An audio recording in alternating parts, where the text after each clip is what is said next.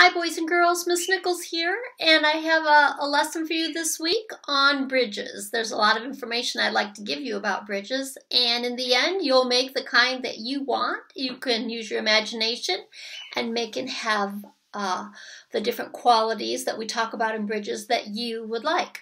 So first of all, let's look at this picture from Vincent van Gogh. He's got a bridge painting here, and a lot of the elements of art are in here. We have shape, we have lots of lines, we have texture, we have the different values, darker blues, lighter blues, lots of color, shape, form, texture, and line. Those are all elements of art that if we put them in our picture will make our art come alive. This is an old-fashioned kind of drawbridge. You can see the little levers here to be able to pull it up. Another bridge that we might want to look at that doesn't move would be the bridges that we see in the canals of Venice, and so the little boats go under. It has an arch shape. We're going to talk about arch-shaped bridges and why they are so strong. Okay, so I'm going to move these things out of the way, and let's talk about the different kinds of bridges. First of all, there is a bridge like you might make to go across a stream. That's just called a beam bridge, and there he's put a log across some water so he and his friends can hike across. A beam bridge can be bigger like this as well. A beam bridge that you know would be the bridges that go over the expressway. Your car goes underneath and they look like this. Those are beam bridges. The bottom is called the deck. There are arched bridges, bridges that have an arch. We have one on the expressway. If you're going to Detroit, we have one that's blue like this, and it's called the Gateway Bridge. Arch bridges can look like this. We have one at the end of town in Dexter. Down by the A&W, we have one. It's a train bridge on top and a car bridge underneath. A suspension bridge. Wow, Michigan's known for one of the world's most famous suspension bridge. You're right, the Mackinac Bridge, the Mighty Mac. The Mighty Mac is 5 miles long, and this year, in November, it'll be 63 years old. It stays up there because it has these cables. It has metal cables that make it strong. These lines that go vertically are called suspenders, believe it or not. Those are the suspenders that hold it up.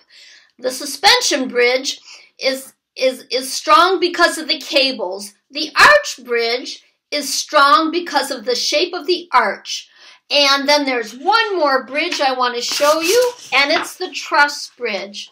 A truss bridge would be made for a train. Usually they're not too far, they're not real long bridges, but what makes them strong is the triangle shape. They're usually made of metal, and I just told you trains go on them, so they're strong for that. They're usually made out of steel. Okay, let's talk about the bridge. We might want to look at one more very famous bridge, and this is called the Tower Bridge in London. You might think of the London Bridge falling down. Well, it's got all kinds of cool stuff. It has a suspension bridge with the cables here, and on the other side, it has a drawbridge here with the mechanical parts in here that make it go up and down when a ship has to go through. People can walk on this part. When this is down, there's a walkway on the side. Up here, the bottom of this walkway is glass, and you can walk up there and look down below. So you can take tours and buy a little ticket and go on up in here and walk across if you like. So that's a beautiful bridge. It's got a lot of cool things. These towers, suspension, a drawbridge.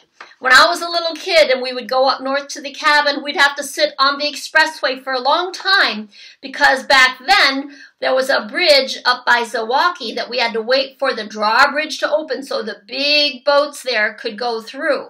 Now they've built a great big tall bridge that's higher than the drawbridge used to be, so the cars can keep going and the boats can go underneath us. So a lot of drawbridges are no longer in use because they back the traffic up so much.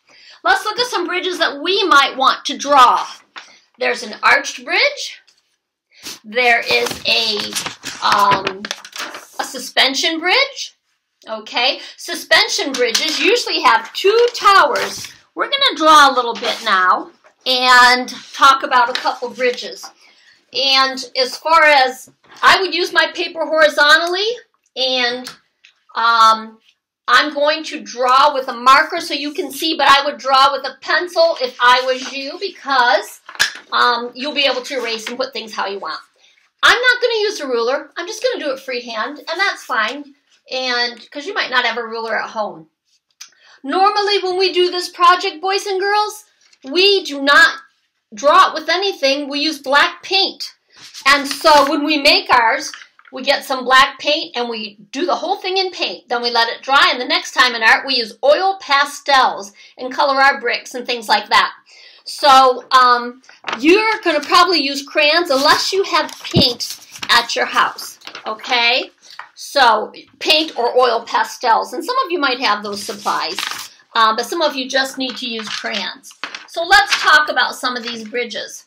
If I wanted to make a suspension bridge, I know that that has towers that hold up the cable. So first I'm going to make the bridge that goes all the way across. Whatever bridge you make, we're going to make it go all the way across. Now, if this is a bridge like the Mackinac Bridge, I need to make the great big towers that hold up the cables, okay? So usually this kind of bridge has two of these, and the cables go like this. Make your cables thicker, and then you can take one off this way. The Mackinac Bridge and the Golden Gate Bridge both have these cables, and then they have the suspenders. Now I just go straight down with those vertical lines. I made the cable with two lines because I would like to fill that in with color. Mackinac Bridge is green, and the Golden Gate Bridge is orange like this, okay? And there's those great big towers that hold the cables, and we're making the suspenders that hold up the cables and create that tension that makes it strong, okay? So there we go. Now, after that, you can decide how to decorate the bottom. You can put fancy shapes down here.